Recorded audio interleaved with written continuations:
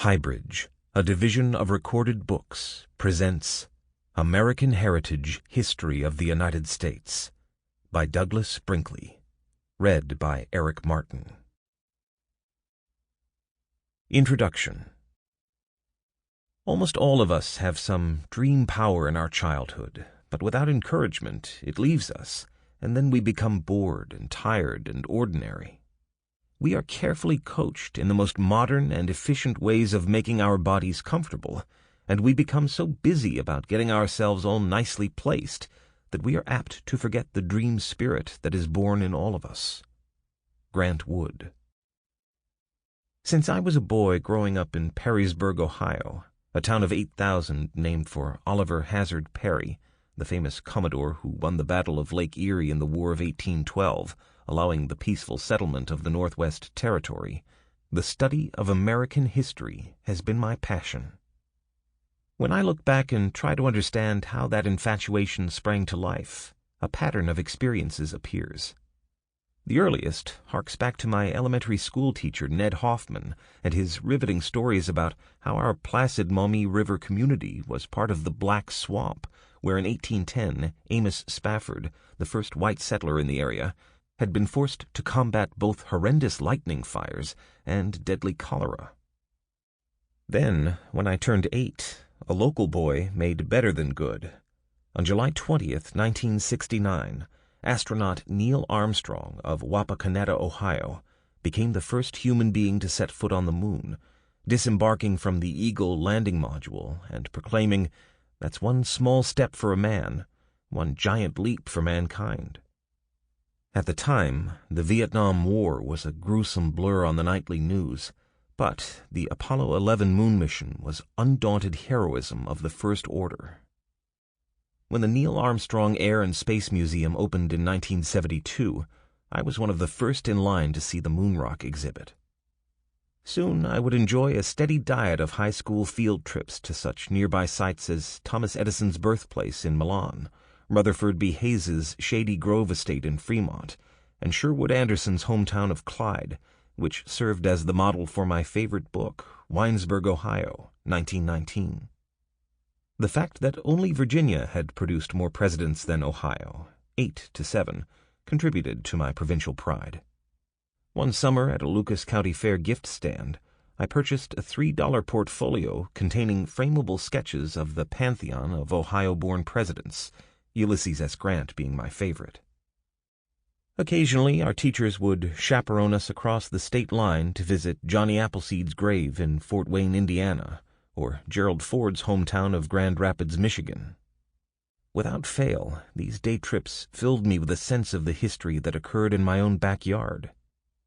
The War of 1812 had swirled around Perrysburg, where in 1813 General William Henry Harrison had built Fort Meigs and bravely held out against numerous British attacks through that spring and summer.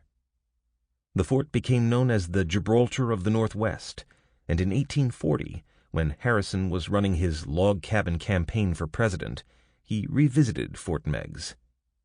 But the motherlode of all field trips was our annual school excursion to automotive pioneer Henry Ford's Greenfield Village in Dearborn, Michigan, 50 miles away. In 1929, Ford had determined to create a unique museum where Americans could learn how their ancestors had lived and worked. The village consists of more than 80 historical structures on an 81-acre site. Most of the buildings were brought from other states and represent a variety of time periods. Some are the homes or workshops of famous thinkers and inventors such as Thomas Edison, Noah Webster, and George Washington Carver, but the majority had less famous residents. Although today, as a professional historian, I have to question the rationale behind moving a historical building from its original location to a theme park in Michigan, there is no denying that, as a youth, Greenfield Village excited me like no other place. School was not the only source of my urge to become an American historian. There were also the family vacations, during which my father, mother, sister, and I crisscrossed our nation in search of our past, present, and future. A blue Pontiac station wagon and a 24-foot pale cream coachman trailer became our Buckeye Buggy, as we named it. We traditionally began planning our annual trip in late winter, and historical destinations such as Mount Vernon or Hull House were always part of the itinerary. There was something magical about deciding where our summer journey would take us. An overcast, cold winter evening became pregnant with the possibility of entering the very room where Robert E. Lee surrendered to Ulysses S. Grant at Appomattox Courthouse, Virginia, or of walking the very streets of Independence, Missouri, where the ghost of Harry Truman would be your companion. My father and I would sit at our kitchen table, a well-worn road atlas and a KOA campground guide open in front of us, and together plot our route in exact detail. He was Lewis, and I was Clark, as we made our careful preparations for that big July day when America's historical sites would open up before our very eyes. Both of my parents were high school humanities teachers, so books and periodicals were everywhere in our home. Family favorites were the illustrated histories and magazines published by American Heritage, which blended the techniques of journalism with the discipline of history into works enjoyable either to read straight through or to browse at random. It was in Pulitzer Prize-winning historian Bruce Catton's Civil War volume that I first encountered the stark sepia daguerreotype photographs that Matthew Brady had made of soldiers, and saw the unfathomable squalor of Andersonville Prison. These books had the same integrity of presentation that had become the hallmark of American Heritage magazine. Given this teenage exposure to all things American Heritage, it came as a delightful shock when editor Richard Snow asked me, in 1995, if I would write the history of the United States. My next reaction was hesitation. The notion of synthesizing 500 years of history into a single volume was almost too overwhelming to contemplate. But then I recalled what novelist Sinclair Lewis had said when he received the 1930 Nobel Prize for Literature. Our American professors like their literature clear and cold and pure and very dead. Lewis had a point. It had seemed to me, too, that American history professors needed to make studying our nation's past more accessible and less dreary. Those concerned with popular education must realize that most people are not susceptible to any dry scholarship, historian James Thomas Flexner noted in Random Harvest, 1998, a collection of gem-like essays. However, a history book that is well written can reach and persuade a large audience. It was the combination of how important American heritage had been to me growing up and wanting to turn others on to our 500-year drama that persuaded me to write this Greenfield Village-like book. But saying yes and signing the contract were the easy parts. Obviously, the story of the United States is far too grand and sweeping to capture between two covers, or even a few hundred covers. In order to write American Heritage's first history of the United States, I would thus have to make a choice of approach and many decisions about what to include and what would have to be excluded for space. It tormented me how much history would have to be left out. Before a single word was written, I had nightmares about receiving letters expressing disappointment, from the American Red Cross complaining that I never mentioned Clara Barton, from football fans denouncing me for leaving out the NFL, from urbane scholars scoffing that it's impossible to write about the Cold War without mentioning the Quemoy and Matsu crisis. But once I overcame those fears, writing this illustrated history, drawn largely from lecture notes I've used at the U.S. Naval Academy, Princeton University, Hofstra University, and the University of New Orleans, has been a rewarding challenge. To appreciate the American heritage history of the United States, it is essential to understand that this book is not, and in no way pretends to be, a comprehensive history of our nation's origins and developments. As novelist Thomas Wolfe once noted, there are a billion forms of America, and it's simply impossible to understand, much less explain them all. It is, however, my intent to put U.S. economic and political history into a coherent perspective, less through a linear narrative than via a series of 22 essays divided as chapters. My main objective is to demonstrate that America's economic dynamism is the engine that drives our political, social, and civic lives. As Dutch historian and journalist Hendrik von Loon once observed, "The history of the world is the record of a man in quest of his daily bread and butter." A volume meant to pique the general reader's interest in U.S. history, this book is not aimed to please academic scholars or specialists. Instead, my approach draws from author Barbara Tuchman, who, when asked what the role of the historian is, replied, "To make it known." After all, the Library of Congress houses more than 30,000 volumes on the Civil War alone. My brief synthesis chapter here does not claim to add anything to the historiography on the subject. Rather, I hope this book supports Arthur Schlesinger Jr.'s belief that history, by putting crisis in perspective, supplies an antidote to every generation's illusion that its own problems are uniquely oppressive. The reader should be apprised of a few other considerations before starting this book. Given the space limitations, I was unable to properly address many significant issues, such as some points of Native American history. "Do you know who I am?"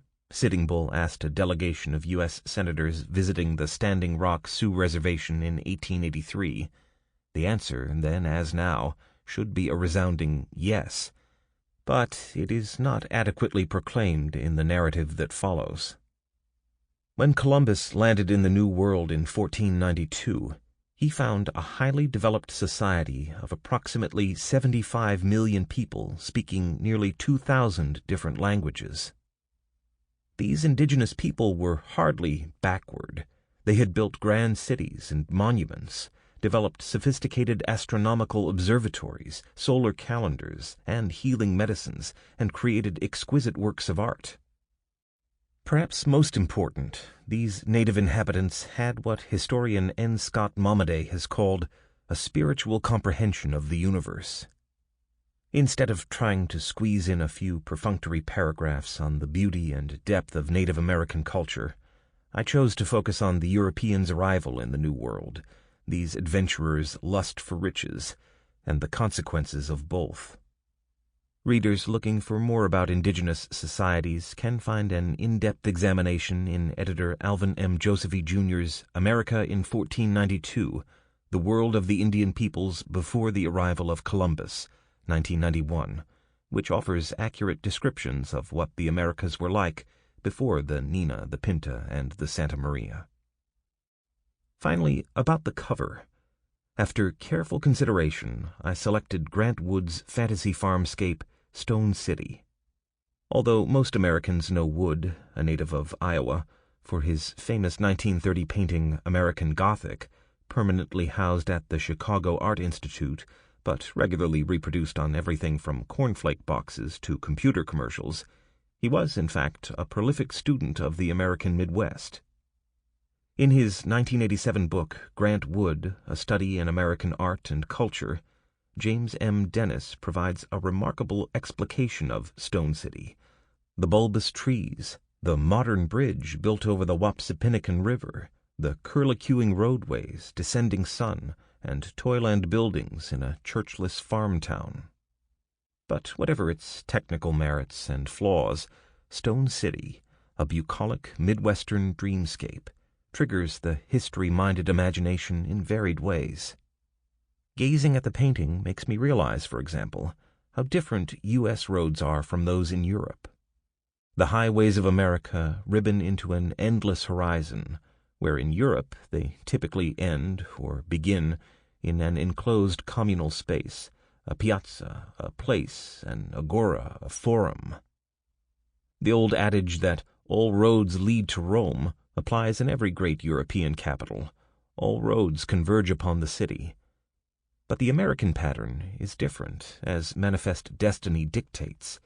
The grid disperses population centers outward, which is perhaps not surprising in a nation born of the pioneering frontier spirit.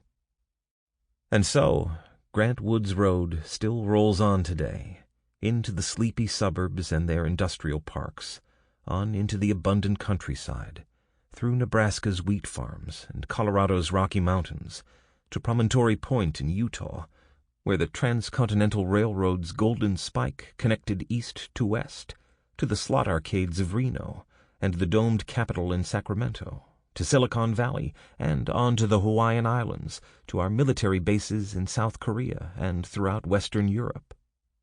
Woods Road did not begin in Iowa. It opened on the Atlantic coast when the first settlers hitched their wagons and started plowing westward. Now the American road spans the globe, and the vehicles of our progress keep driving on, forward toward the next horizon. It is my hope that this book will inspire the pioneers of tomorrow to take a moment from their rush onward, to ponder the ways of our past, and to learn from them. Douglas Brinkley. Chapter 1. Setting the Stage. Your Highnesses have another world here, by which our holy faith can be so greatly advanced, and from which such great wealth can be drawn. So wrote Christopher Columbus to the King and Queen of Spain on October 18, 1498, after his third voyage across the ocean. Yet he didn't have any real idea of what he had found and what he had started. How could he have? Who could have imagined the vast lands that stretched thousands of miles beyond anything he had seen, the tens of millions of people living there, and the death and devastation he and his successors had already begun to bring upon them, and the future empires that would grow up on the lands they inhabited? Who, above all, could have imagined the new kind of civilization, the world's first experimental civilization, that centuries later would arise as the United States of America? Columbus went to his grave in 1506, still boasting that he had discovered a new route to Asia. Nonetheless, Columbus's tales of the strange lands he visited and the riches they held captivated Europeans, just as the tales of Marco Polo and the legendary explorer Prester John had captivated them centuries earlier. The human spirit had begun to stir in Western Europe in the late 15th century, and Europeans had begun to reach outward, down and around the coast of Africa, far to the distant east, and into the unknown Atlantic. After the long, dull stasis of the Dark and Middle Ages, from the 5th through the 14th centuries, when religious Philistinism held sway, and after the bubonic plague had wiped out nearly one-third the population of Europe between 1348 and 1350, people in every country, at every level of society, and in every realm of human endeavor, were eager for change. This restlessness eventually spawned economic growth, a revival of the arts, and a passion for nation-building. For a time, however, the mere suggestions of what later would be dubbed the Commercial Revolution, the Renaissance, and the Reformation disturbed Europe's intellectuals, divided the powerful church, and agitated everyone from king to peasant with the threat of transforming the most basic ways life was lived. Many felt the winds of change, but few agreed as to their meaning. Some observers thought any change presaged the end of European civilization through invasions by groups such as the Turks, while others feared the growing anti-church sentiments would lead to bloody conflicts that even the might of the Pope could not quell. Amid the confusion, a small handful of Europeans, particularly in port cities, saw more reason for hope than for fear. These early capitalists believed their continent's future depended on its commercial ties to other lands in every direction, Asia, Africa, and whatever lay beyond the known world. Such forward thinking was, however, a minority view. Most Europeans looked at the changing society as they had always regarded everything, as necessarily focused around the Mediterranean Sea that had been the center of Western civilization for all 5,000 years of its existence. At the time, it was hard to imagine political and social power developing anywhere else. After all, since the early medieval era 8 centuries earlier, Western Europe had been divided between the world's two mightiest entities, the nobility and the papacy, which had struggled for power with one another far more often than they had joined together against common foes. Victory usually had gone to Rome, but that began to change toward the end of the 15th century.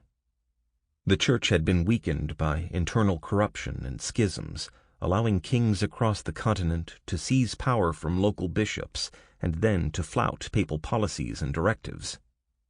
Throughout Europe, monarchs ruled over nation-states that were becoming ever more secular, and their populations worldlier and less pious, not to mention ever more interested in the kingdoms on earth than in the promised one of heaven. Nowhere was this transformation more apparent than in Britain, which had been ripped apart over the preceding 200 years by court intrigues, troubles with Rome, a bloody 100 Years' War with France, and a struggle for the throne between the houses of Lancaster and York, known as the Wars of the Roses. It wasn't until 1485 that Britain's agony appeared to end with the coronation of Henry VII, who then spent 10 years quashing coup attempts before Charles VIII of France gave him the support he needed to sustain his rule. At the time, the resulting rapprochement between Britain and France seemed the most important event of 1492. After a period of political turmoil of its own, France was united and free from foreign influence, which allowed Charles VIII to turn to his fondest project, the conquest of Italy, the epicenter of civilization since before the Christian era that had made Rome so dominant and over the centuries so domineering. By the late 15th century, however, Italy comprised a patchwork of monarchies, republics, and factional papal states, none of which trusted any of the others. It was a disunion that seemed to augur well for the French and badly for the Italians. The particularly ineffectual papacy of Innocent VIII allowed the election of Rodrigo Borgia, who succeeded him in 1492 as Pope Alexander VI, and devoted his reign to aggrandizing his notorious family, a decadent lot given to unsavory political machinations, sexual escapades, and the fairly indiscriminate use of poison rings. Italy, for so long the heart and soul of Europe, was insular, rudderless, and, as a consequence, threatened from all sides. The greatest menace came from the east in the form of the Turks, who deemed the country a great prize.